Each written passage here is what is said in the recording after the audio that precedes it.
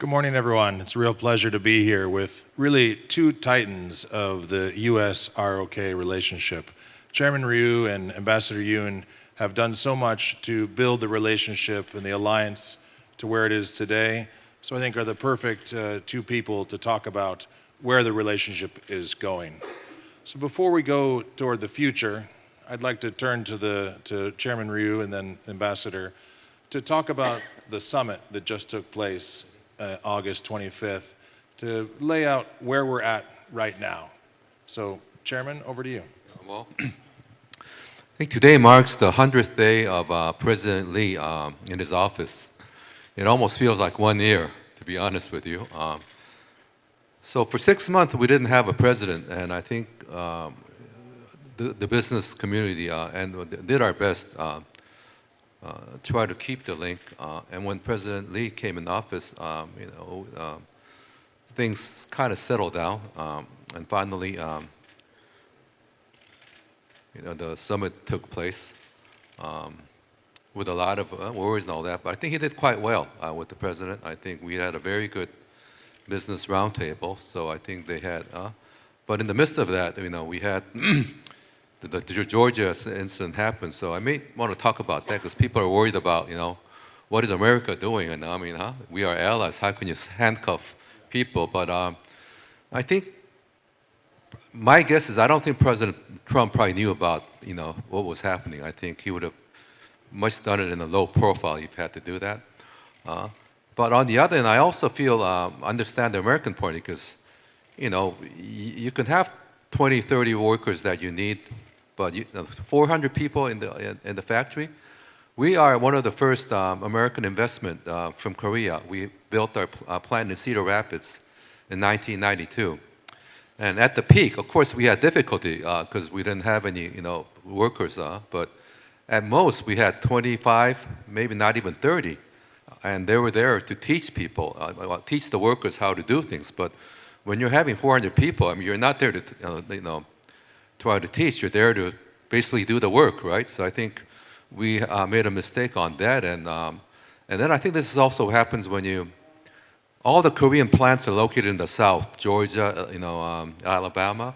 I always told my Korean business friends that you got to spread your power there. The most important is not the capital in Washington, but it's the capital of all the different states. So why not try to expand all your people there? So. I think you have to look at both sides rather than just blaming the Americans on everything. Of course, it was wrong for them to handcuff. We're not drug dealers or anything. But on the other hand, we have to understand that we need to do something. And this visa issue should have been taken care of a long time ago. In the previous administrations, when you're investing that kind of money, there is a leverage that we won't invest unless you give us some visa. So there got to be some give and take. But I think because we have 2 different presidents, over the few years. Some went to jail, and I think we didn't think how important this visa issue was, but now we understand why, these things are so important. So now, going back to the president visit, I hear, when I was there, I took a business delegation of 15 people, and this is very difficult because we were doing it together with the American business people, and this was a week before Labor Day vacation, and Labor Day goes abroad or they don't come to work. So we were very afraid that we may not get a real top business people, but we were very successful. In fact, we had more people than we needed. Jensen Huang from NVIDIA came. David Rubenstein also came. He gave a Baltimore Orioles uniform to our president. As you know, he's the owner of the Orioles. So all went well, and we were worried about President Lee's summit for the first time with Trump, but we were kind of worried because the meeting was supposed to start at like 10:30, and then it went to start at 12 o'clock. But there's one thing: when you have a summit with President Trump, there's a White House gift shop. And if the president takes the guests to the White House gift shop, it's a successful meeting. If it's not, he just says goodbye and go home. But so. The meeting lasted more than an hour longer, so us business people, we had to wait about 2 hours for President Lee to come back, so that was very successful. And then in the business roundtable, we had a good meeting. a lot of people, we're ready to invest. So I think it's a good start. We just have to deliver now, and it's got to be a win-win situation for both sides, not one-sided. At the moment, it looked a little bit too much tilted for the Americans, but I think we need to kind of move it sort of through the middle so that everybody understands that yes, it is a great alliance, and that we need to get this done. So that's my point of view. Yeah, thank you, Chairman. It's a great laydown of the economic diplomacy that went into the summit and a snapshot of where we're at in this time of transition with a lot of opportunities but a lot of challenges. I'd like to turn to the Ambassador to maybe talk a little bit about the success of the visit from the government perspective. Was it just the gift shop or was there more? Well, thank you very much, Henry, and great to be with you and with Chairman Eugene. I've known both of them for a long time. I worked with Henry actually when my first assignment in Korea, 25 years ago. So it's been a while. Let me address your question, dividing them up. Where are we in the relationship? And how about this issue regarding visas in Georgia? So where are we? I think Chairman Eugene is completely right. There has been a big change, both in Korea and in the United States. I arrived here in early January, and I arrived here mostly because there had been a martial law declaration. The government, as Chairman said, was non-existent, and so Washington was very worried for a long time. But actually, things worked out. In Korea, rule of law stuck, there was an election, and of course, new government. And with the new government here and new administration in Washington, I would say my real work started after the June 3 election, and that's when we began talking about how do we get two leaders together. I would say I would like to highlight three aspects of the summit meeting. One is the personal connection the two leaders made. I really thought the meeting, it was over an hour long, in front of camera, was natural. The two connected, both substantively and personally. I think anytime you have two leaders connect earlier on, I think you can say they have a relationship which will last to lower levels like me. And on substance, I want to highlight two items. One is alliance. There was strong commitment by both leaders that alliance must be maintained, including the troop levels. Remember, there was a lot of discussion beforehand. Will the Americans reduce troops and so on? And also, number two, it must be modernized. And in context of modernization, we are beginning discussions. What does it mean to modernize this alliance? Is it right to only have, say, North Korea, to have U.S. troops in South Korea look at just North Korea? Or should we look at threats in Indo-Pacific in general?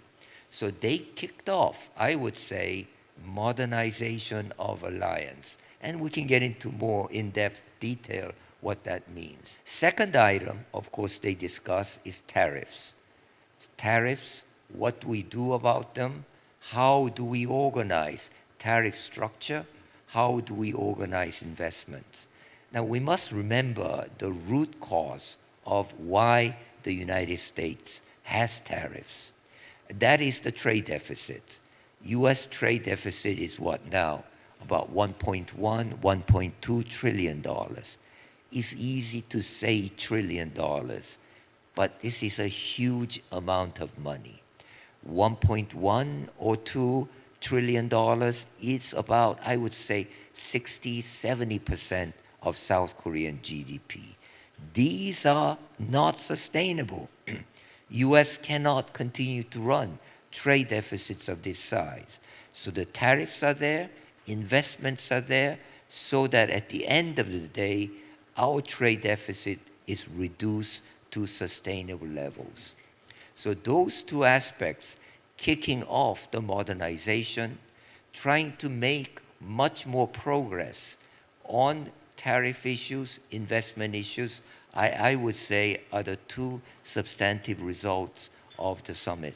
The goal should be number one, U.S. must encourage investment, whether from Korea or elsewhere, and Korea is becoming increasingly big, I would say, promoter of investment in the U.S. Number two, how do we uphold immigration, entry regulations? How do we adjust them to meet these challenges? Thank you. Thanks very much for that great perspective on the summit. Lot of issues that you both have raised. I'd like to maybe focus on one sector to kind of pull out some of the themes that we've addressed already. I think it's of shipbuilding, because I think it's both gets at some of the investment issues, as the future of the relationship, as well as some of the defense modernization issues. So I guess first on the economic diplomacy side, Chairman, how do you see the Make American Shipping Great Again investment plan that was talked about at the summit? How do you see that playing out with Korea's shipping companies investing and having a greater relationship with the United States? Well, for shipbuilding, I mean, there has to be a substantial amount of investment, and also Korean coming into the U.S., and of course the visa issue is also going to be another problem. But I haven't built big ships, but then there's regulations in the U.S. that it has to be made in the U.S., so they have to change some of the regulation and the rules.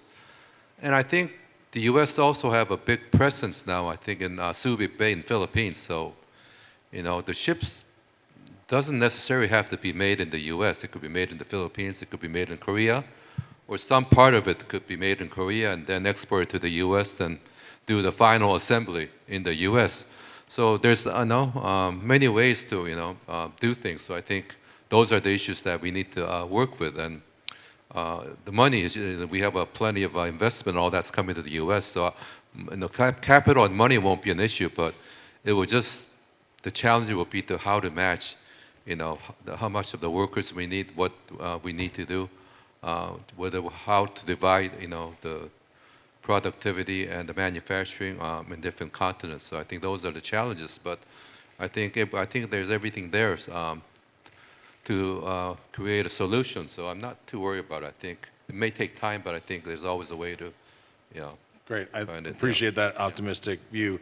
Ambassador Yoon, how does this economic conversation topic that Chairman raised, how does it fit into the competition with China? With China making over 50% of the ships, with the United States making only 1%, how can this cooperation help develop the United States shipbuilding sector and work in the greater competition with China?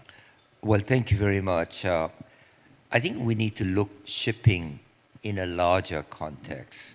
I think you can divide it into essentially what the U.S. Navy needs, and then also what the private sector for freight needs. Of course, being in the government, I'm much more concerned with how do we meet the public sector need, that's the U.S. Navy need.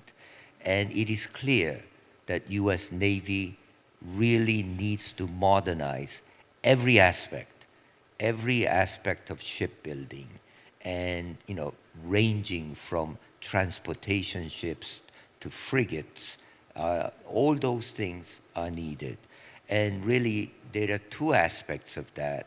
One is, as the chairman mentioned, how do we build ships in the U.S.? And there are regulations governing ships, Jones Act and other act. And then, can we do those in Korea?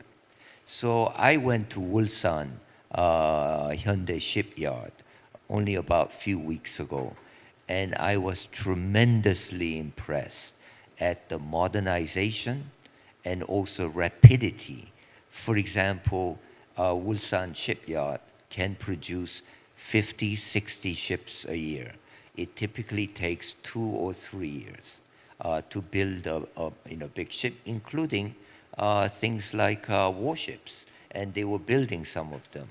So it's clear that we need to tap into technology, skilled labor of those shipyards.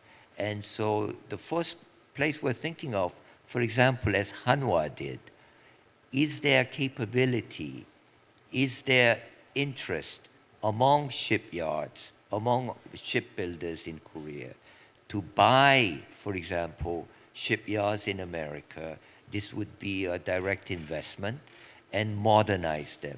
I mean, that's one way to do it, you know. Second way to do it is, can we make American regulation a little bit accommodating so that ships can be built, as the chairman mentions, in places like Korea, Philippines, and so on. And then the last thing I want to mention is significant, is what we call maintenance and repair operations.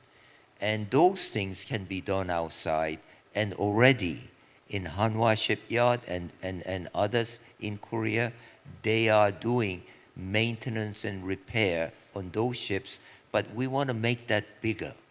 And so I think shipyard, and I want to say along with other sectors, like chips, like civilian nuclear, is really the area that I can both bring up and further develop Korean side, while also doing so in the United States as well.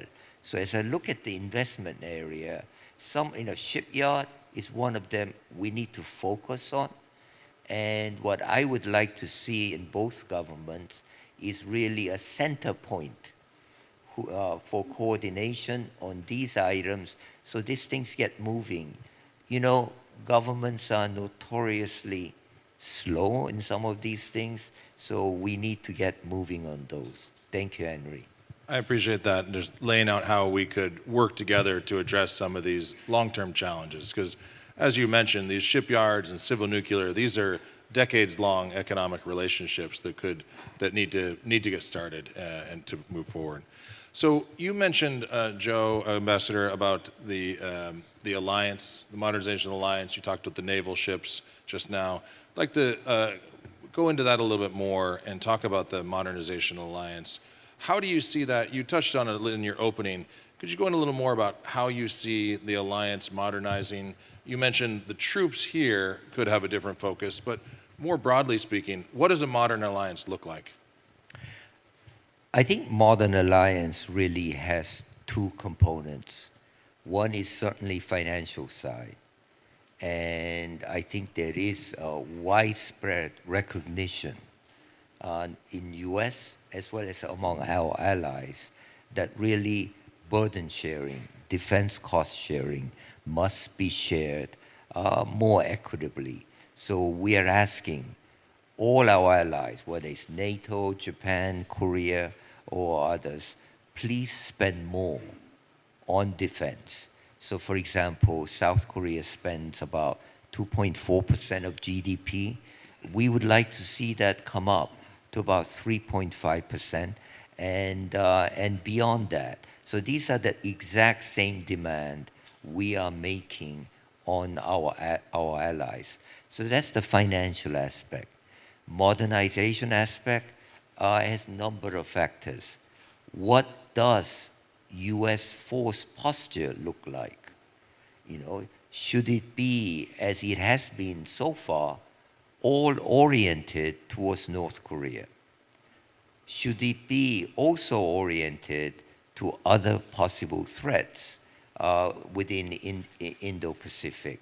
So there's a force posture issue in general. Second is then in that case, if we have this different posture, do we need different capabilities? And I think the capability is a big factor in that. And then lastly, we've always talked about it, and it's been, we planned it many times. For example, one item is wartime operation control. We have agreed on a path to wartime operation control so that this, we call it OPCON, should be handed to the Korean side. When do we do it? How do we do it? It's been an issue for as far as we've been here together, and so that's going to be issue. But as you know, these alliance issues are deeply political, and we now had a change in government here, change in administration here, so they will bring their own political perspective. And so, as someone who's worked on it, we also have to adjust to those political demands as well. Thank you. That's a great explanation of the political aspects of a modernized alliance and modernized relationship. Chairman, could you explain what a modern economic alliance and security relationship looks like? Korea is a growing exporter of defense articles and defense equipment. What does it look like going forward with the United States and Korea working together economically to make a more modern alliance? Well, before I ask your question, I want to thank Ambassador Joseph Yun, because he's done a great job. Because I know how difficult it is to work for the Trump administration, because I've dealt with him recently. But it is difficult, and for him to do that every hour of the day, and then having our workers coming back to Korea, I think he deserves a lot of credit. Maybe a big hand for our ambassador here, because I know how tough that job. I'm glad I'm not in his position.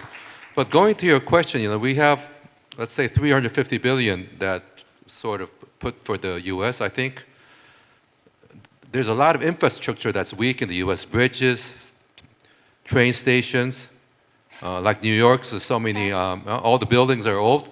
So I think we could be very helpful in those infrastructures. And the infrastructure projects the finance is guaranteed by U.S. government. So there's no worry about losing that fund. You could actually make some money on it. So I think if you pick the right, investment or the right projects, I think there's a good chance of being a win-win situation. We got the semiconductors, and already the good thing is already the Korean companies are already established. Automobile, battery, semiconductor. So to make additional investment there for the future, I think it's a very attractive deal for Korea too. So we're worried about, boy, how can we invest all that money and all that? But I think if we handpick the ones that we think we will be successful, I think it could be a win-win situation for both sides. I like the win-win slogan is a good one. I think it's great to look for that. Looking at another win-win-win situation, I'd like to turn to the Trilateral Alliance. Coming up in October, Senator Haggard will lead a group to, which I imagine you'll be there in Tokyo, to develop the economic side of the trilateral cooperation pillar. Could you tell us about how you see the trilateral cooperation going forward? Well, see, President Lee visited Japan first. Of course, the prime minister resigned since then, so now he's got to deal with a new prime minister. But this all started with Senator Haggard about 2 years ago. So there is always the basis of a trilateral, and President Lee has been very positive about that we need to have a good relationship with Japan, despite the historical past we have. We share the same front lawn. And then President, of course, Trump mentioned about what took you guys so long to get together. So I think we're going in the right direction. Of course, it's going to be interesting who's going to be the next prime minister of Japan. It's going to be a little more hardline. So hopefully they'll. But I don't think picking whoever becomes the next prime minister, I don't think will make too much of an impact. I think the trilateral alliance is so important, and with President Trump being in the lead and our President Lee sort of knowing the importance of, I think the good days are ahead of us in the trial, and then we'll work very hard together, and then we'll have that trilateral meeting in Japan, and I think that would also be a very good opportunity to stress the importance of our trilateral relationship. Thank alliance. You. Thanks for that. Ambassador, just this week, the Japanese defense minister came to the Defense Forum for the first time in 10 years. Is this a sign of greater bilateral and potentially trilateral cooperation in the security realm? What does that look like, both for North Korea, as you talked about, but also in the modern alliance structure, looking at the threats from the Indo-Pacific? I think one of the really big story to me, anyhow, having worked in the region for a long time, is the emerging relationship between South Korea and Japan. That has changed fundamentally since we've been here, for the past 20 years. I mean, I find that, working in the government responds to what the public wants. It may take time, but they respond, okay? And I think there is really huge support in South Korean public for better relations with Japan. People look at it, maybe it's a younger generation coming up, and people like Chairman and me getting older, so I think I really do feel that. I feel that both with Japan and even with United States. You and I were here, 2007, and we would walk out of the embassy every day. There would be daily protests of all things, people not wanting to eat American beef. And it was, for Henry, very confusing, why are they protesting every day? They don't want to eat beef. Now I walk out of the embassy and there are no protests. And, on Saturdays, there are older folks waving American flags, and so these are changes in public opinion, and which is why we were able to have a good summit meeting, because that's what the public wants. Similarly, I do believe public wants better trilateral relationship between U.S., Japan, and Korea, and that is happening, as the chairman said, and as you said. Now, every coin has two sides. And the other side is, of course, in that time, North Korea has also become a player.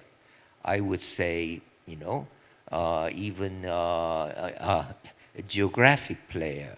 I mean, it was only a few years ago we used to think North Korea as an isolated pariah state.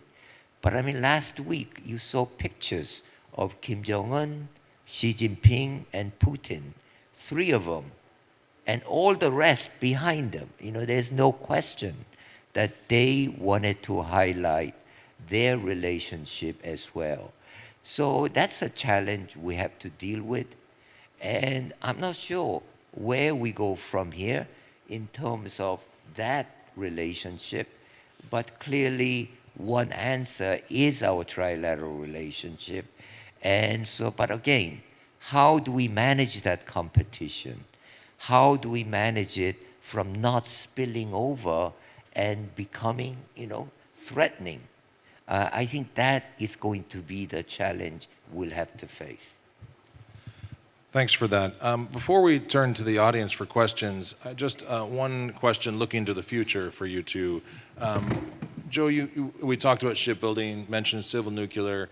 Could you just talk about what you see as a future sector for more cooperation going forward, either from the investment or just in general, that could drive the relationship, the economic relationship, to a more prosperous future, whether it's AI or quantum or otherwise? Joe?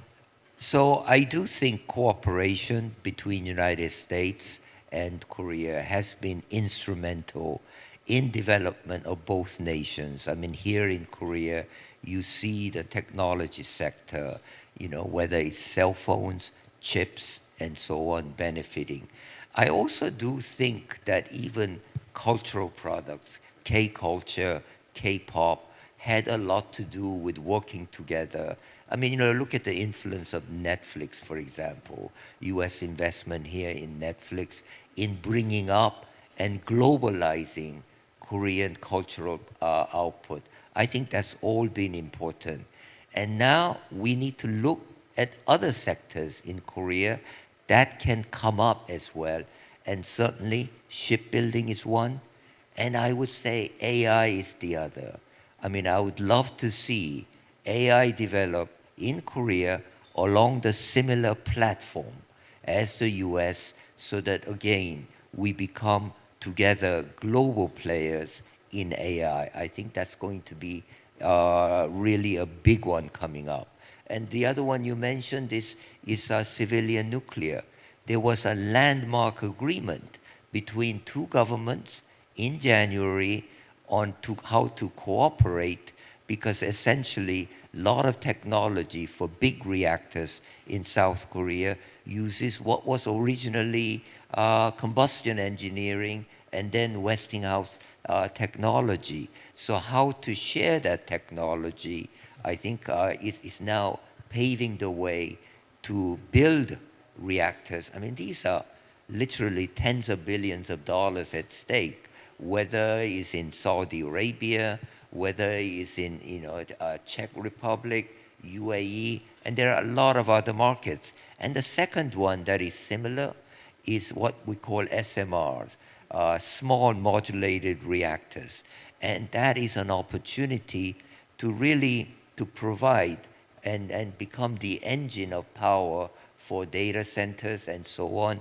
And we're looking at doing things in America, getting Korean companies to come in, build SMRs in America. So I think that's also a huge sector that we can work together. Lots of great potential you've laid out. Chairman? I totally agree with the ambassador what he said, and I think we could sort of expand our cooperation, not just the manufacturing, but like K-culture, K-food. And talking about our relationship with Japan, it wasn't the politicians who made us closer. It was the Japanese women, young and old, that really created, the real closeness. And then, of course, our politicians had to follow that. If everybody had such a good culture, why can't we do it? I think same could happen in the States. Like, we're going to invest a lot of money, but look at New York. It's really deteriorating. That's where President Trump is from. So I think there's a project of trying to improve the Grand Central Station and then put in a new, maybe even link that with the Koreatown, build a Korea Tower. So Korea has an opportunity to, if they decide to agree on it, to be sort of the center in the greatest city in the world. Then you can have develop a building, you can develop the Grand Central, along with the new Madison Square Garden. They're trying to move that and build one. So if we can somehow find a way to invest in that project, it would be a great opportunity to put Korea in the map of New York City. And we could also improve the train system. Right now, the Acela takes about almost 3 hours, but putting on New Korea there, we could get there Wise to New York in less than 2 hours. Then why use the airplane, You can just take the plane. So I think it's a train. So I think there's so many ways to improve the infrastructure, and not just on manufacturing, but on the cultural things, as well as building up new cities. That's great. So we have the people who want it, the symbols, the culture that drive it, and then all these great future industries. A lot of potential. Well, thanks very much for that. Before we turn to questions, just a quick round of applause for our two panelists before we get to your questions. So thanks for that.